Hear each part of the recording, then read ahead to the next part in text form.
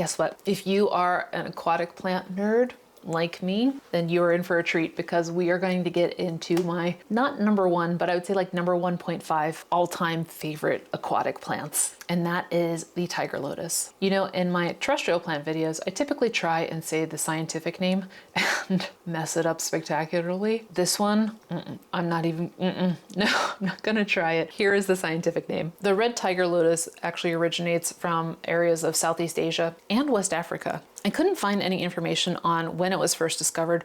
The best information I have is that it was first introduced into Western civilization, which is kind of a problematic thing if you think about it. Like, that's the information we have, when it was first introduced in Western culture.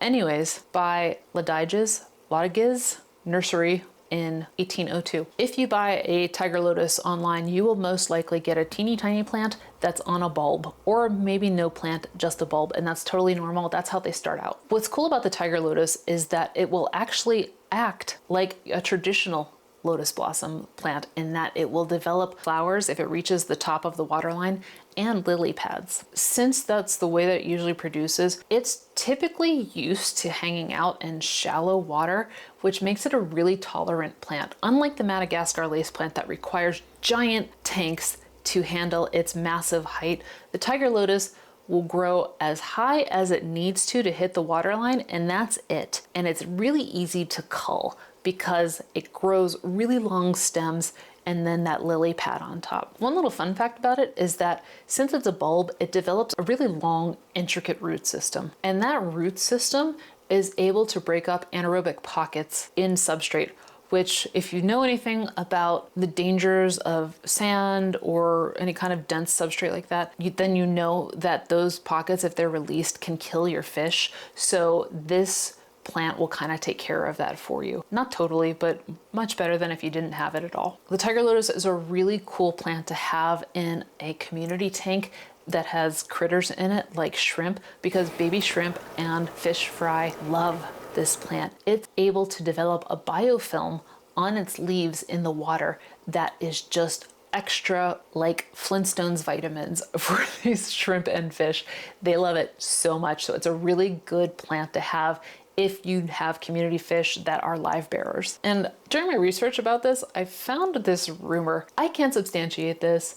I'm just letting you know for your own information. Allegedly, it can produce a chemical that will stave off algae. I can't vouch for that. I'm just letting you know what I saw on the internet and who lies on the internet. One of the reasons that the tiger lotus is one of my most favorite plants is because of its coloring. Traditionally, you'll see a really beautiful sort of red mauve combination color on it, but there are variegations that can develop. And I, surprisingly, have a variegation. I have one that has green leaves with these like red purple spots on them. It's so cool. And I was really surprised because I hadn't known that existed until I started researching it. So there's really no way to tell, I don't think, in the bulbs that you get. I think you just kind of wing it and see what happens. But regardless of which one you get, it's gonna be a knockout centerpiece plant for you. Like the Madagascar lace plant, the tiger lotus can grow up to 2 feet, but like I said, it's used to being in shallow water,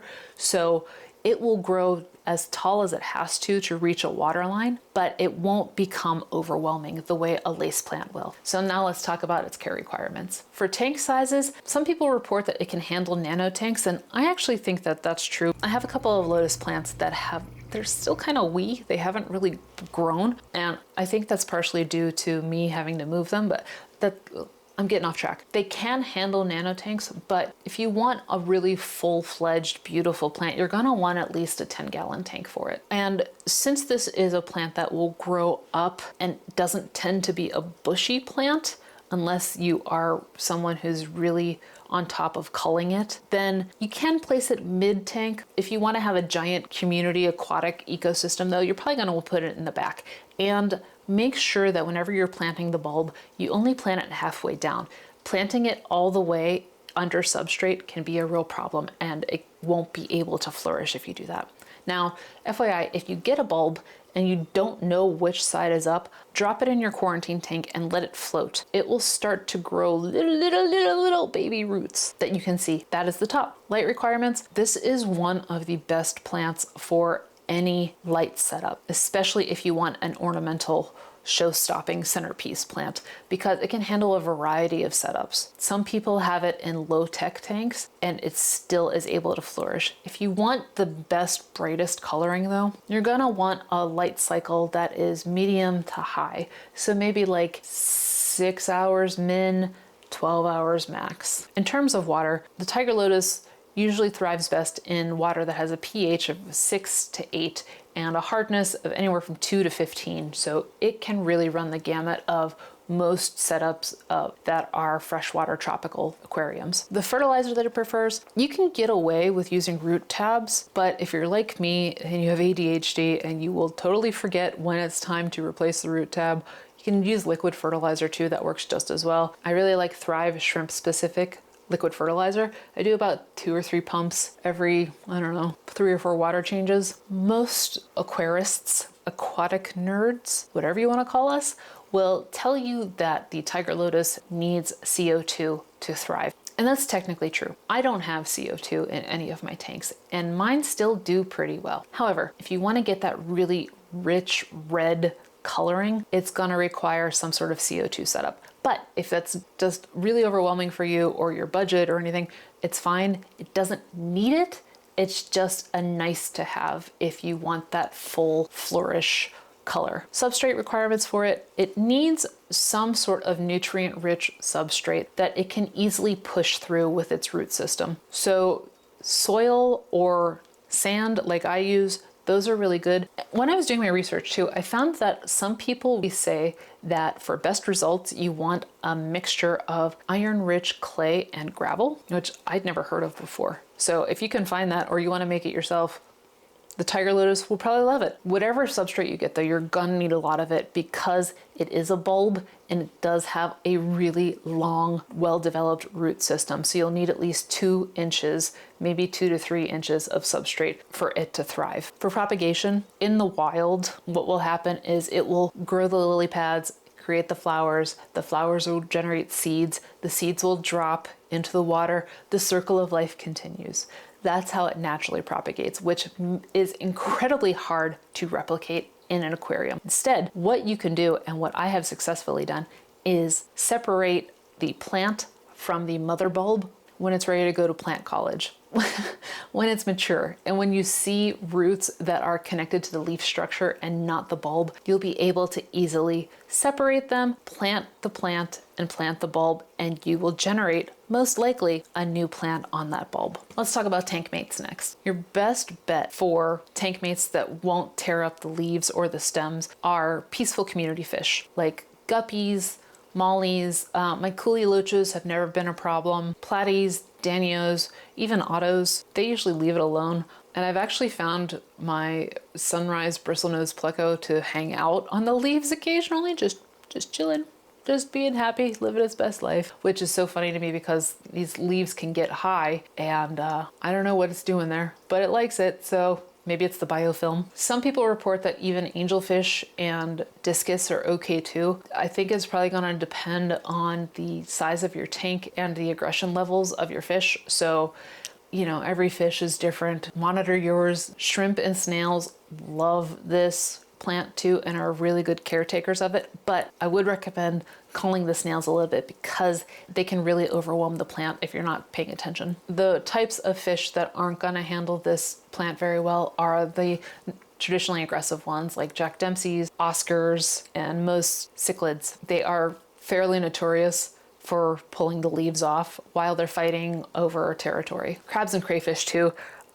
They like to use the pinchers to cut the leaves and just wreck your beautiful tank. So if you have those kind of critters, it's probably not a good idea to have a Tiger Lotus. For compatible plants, the Tiger Lotus works really well with most carpeting or small to medium plants. You probably don't want to put it with something big like a Madagascar lace because they're going to compete for the space. So plants like Anubias, Java fern, water wisteria, Anacris, Those all work really well, and I've never really had a problem with those competing with a Tiger Lotus. So now let's talk about problems you might have. First, if your plant is leggy, that's kind of how it works, but you can keep culling it to make it have a more bushier appearance and have the leaves closer to the bulb. If you do decide to cull, you want to trim the stem as close to the bulb as possible. That will help prevent root rot. If it's growing too fast and over tanking your tank, you can cull it. It's gonna be a continuous problem though if your plant is really happy. So FYI. If you start to notice it's losing leaves, that's just part of its natural life cycle. But if it's becoming so much of a problem that you're really concerned about it, that might be that it's gone into a dormancy period because the water is too cold. So check your temperatures. It typically works best in more tropical temperatures of 71 to 82 degrees Fahrenheit and 22 to 28 degrees Celsius. If it reaches the top of the water line and you're starting to notice burn marks, that's because your light is too close to the leaf. So your best bet is, if you want to keep it at the water line, raise your light. If that's not an option, your best bet is to cull those leaves and make sure that it never reaches the water line. If you need to move it, like move it to a different area, or you're moving and need to break down your tanks, its root system gets so thick and intricate that it just becomes way more hassle than it's worth to pull up the bulb and try and save all of those roots. Your best bet is to chop the roots off of the bulb and start over again. So there you go. That is my runner-up for most loved aquatic plant. If you have any questions, leave a comment and let me know. Or if you have any recommendations for which aquatic plant I should cover next, let me know. I'd love to hear from you. I'll talk to you soon.